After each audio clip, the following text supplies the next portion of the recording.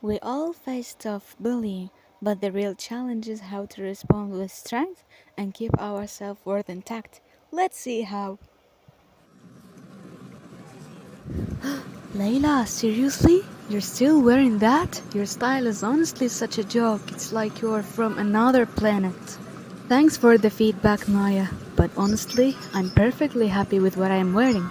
I didn't realize I was taking up so much space in your head for you to be watching me this closely. What? You're not in my head. I'm just being honest. Noor stepped in and she said, Hey Maya, everyone knows that honesty is usually helpful, but what you're doing right now is just being rude. You're trying to pick on others just to hide whatever you're dealing with yourself. Think about it. Why does Layla bother you so much? Ugh, you guys are making this such a big deal. Whatever. Then Noor said to Layla, That's how it's done, Layla. Never let anyone make you doubt yourself. Usually, people who try to break others are just feeling broken inside. So, words have power. Use them to build, not to break.